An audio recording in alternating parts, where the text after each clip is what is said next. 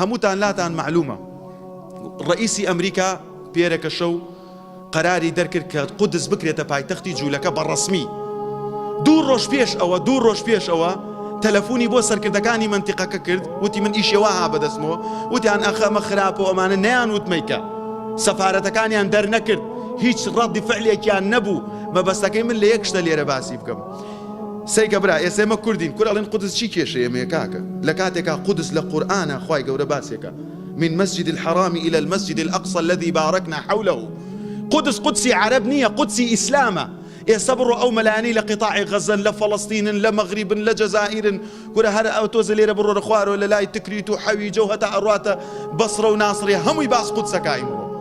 بڕوا ناکەم دە خەتیبی کورد بیۆرێ خۆی لەوە بدا، چونکەم قەومیەت زاڵ بووە بەسەر ئیمانی ئێمەیە. بەڵام کاتێک کە ریفراندۆممان کرد خۆمان، ئێمە هەمومان ئەمان شیڕان بۆ ریفراندۆم، ئەوان یاود کورد جابێتەوە ئایدی یەهودیە.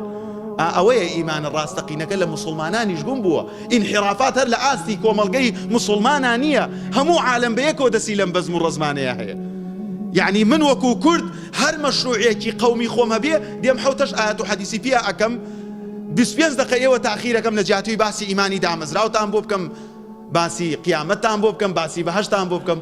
موسڵمانە عەرەبەکەی شەروایە و فارسەکەی شەروایە و تورکەکەی شەروایە و موسڵمانی ئیسلامە ڕاستەقینەکەش زەلیلە لە بەردەم قاپی سوڵتانەکان ناکەوتە بۆ تەرقیەکی زیاتر، بۆ 15-20 زیاتر، بۆیە موسڵمانانی بەڕێز ئەوەی کەوەها لە خەمی موسڵمانان نەکۆڵێتەوە لە موسڵمانان هەژمار ناکرێ.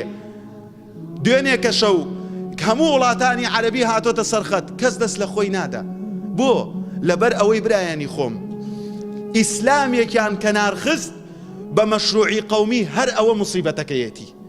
لە کاتێکا کە کاتێ ئیسلام دینی هەموو موسڵمانان و هەموو گەلوونەتەوەکان بوو، خوای گەورە عومەری کوڕی خەتاب کە کەسێکی عەرەبی، کە کەسێک لە حشتری ئەلەوەڕا لە شیعابی مەکە لەوێوە ئەڕوا لە بەیت المەقدیس فەجاسوا خلال الدیار، ئەڕوا مفتاحی بەیت المەقدیسیان لێ وەرەگرێ.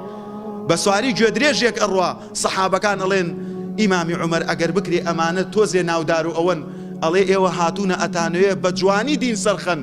پیاوێکی ئاوا گەورە دوای ئەو کوردێک دێ سەلاحەدینی ئەیوبی ئێستاکە بە هەموو عالەمی ئیسلامی ناتوانن زەلامێ پەروەردە بکەن، داوای مافەکانیان بکە. برایانی خۆم ئەم بەیان نامە ئەو شتانش ئیتر پێویست ناکە بەیان نامە دێنینەوە و ناڕزایی دەرەبڕین و مزاهرە بکەن. کەس نەڕوا بۆ مزاهرە بۆ قودس، کەس نەڕوا. ڕەنگەی ساکە خەڵک بڵێ مامۆستا عادیل بۆچی ڕێ بۆ بانجادە؟ توخوا یەکنانت نییە، ئاوت نییە، کارەبات نییە، چی داوە لە قودسێ داماو؟ قودس هەر داگیر کراوە، قودس عەرەب خۆی فرۆشتی، قودس ئەنوەر سادات فرۆشتی، قودس یاسر عەرەفات فرۆشتی، قودس ئەو وڵاتە عەرەبیانە فرۆشتیان کە سەفارەتی ئیسرائیلی لە ناویانە هەیە. ئێمە هیچ پەیوەندیمان بەوە نییە تەنها ئەوەنە نەبێ ئەگەر شەونێژ ئەکەن لە شەونێژەکانتانە بڵێ خوایە مەهبەتی وەحی کە وەها پێغەمبەر صلی الله عليه وسلم لە مەکە وەحی بۆ تێ و بوراق ئەیبا بۆ بەیت المەقدیس و لەوێ ئەچێتە ئاسمان. بەیت المەقدیس هین جوولەکە نییە، بەیت المەقدیس شوێنی پێغەمبەرانە و ئیسلامیش کۆتادینە و مڵکی موسڵمانانە، تەنانەت مڵکی فەڵەستینیەکانیش نییە. بۆیە برایانی خۆشەویستم لەسەر من و تۆی موسڵمان پێویست ناکا شیڕەشیر و هاوار و بڕۆی ناو جادە بگرین. لە شارێکی گەورەی وەک هەولێر لەم شارانەی کوردستان سەدان هەزار گەنج بۆ یادی پێغەمبەر صلی الله عليه وسلم بۆ شیرینی و لقم خواردن ئەڕۆن، بەڵام بەیانان 6 نەفەر لە مزگەوتە. کورە بابە مەڕۆ بۆ مەولید، وەرە بۆ نوێژ، بابە گیان مەڕۆ بۆ پاقلەوا خواردن، وەرە بۆ عیبادەتکردن. سەی ناموس خەڵک مەکە، لە فەیسبووکی بێناو دامەنە و سوکایەتی بە مامۆستا و بە دین و بە ئیسلام مەکە. ئەمانە هەمووی هۆکارن. ئەم ئیمانە ڕاستەقینە نەگەڕێینەوە سەری، بەردەوام ئاواتی هەڵدراو ئەبین.